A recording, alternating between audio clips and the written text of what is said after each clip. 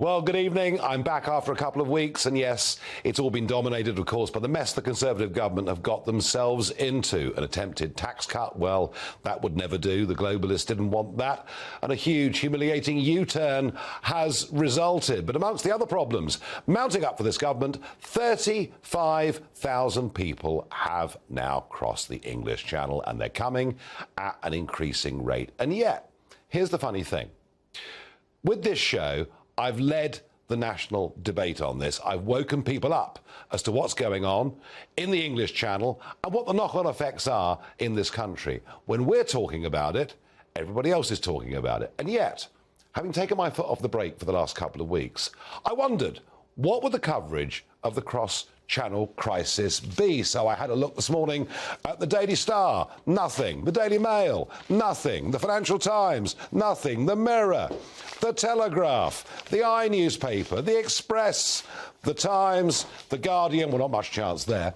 And only in The Sun does Trevor Kavanagh give the cross-channel crisis a brief mention. 1,000 people crossed the English Channel yesterday. Haven't got the breakdown, but I'll bet you, as sure as eggs is eggs, it'll be over 90% young men.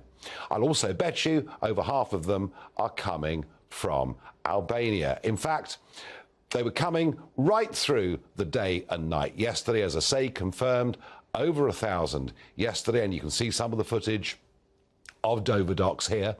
And they're coming again today. Today, not quite as big. The wind got up this afternoon. Perhaps today's 300, something like that. I will promise you that on Tuesday and Wednesday of this week, the numbers will be huge because we're in for some very, very calm, unsettled weather. And the boasting on TikTok that we've been talking about on this show, that continues. Have a look at this, posted by the Albanian gangs just over the course of the last 24 hours. And what you see, here's a group going across the sand dunes, and they finish up being apprehended by the French police. That was on the 8th of October, but no matter. The same gang and the same people are back on the 9th of October, and this is what happens. Have a look.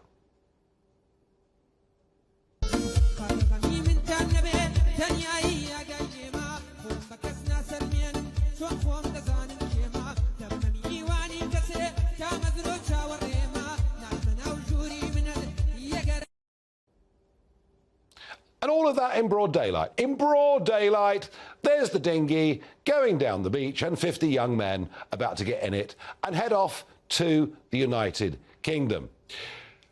I heard whilst I was away that the new Home Secretary, who I do rather like, because Suella Braverman at least has had the courage to suggest that we should leave the European Convention on Human Rights and its court in Strasbourg.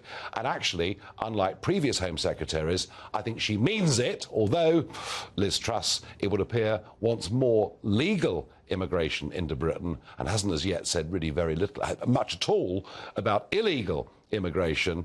But she's giving the French another £50 million, another £50 million to stop the boats leaving the beaches. What is the point of any of it if, as we just saw on that TikTok video, the boat is stopped on the 8th, but the same people come back in another boat and cross on the 9th? It is all a complete and utter waste of time.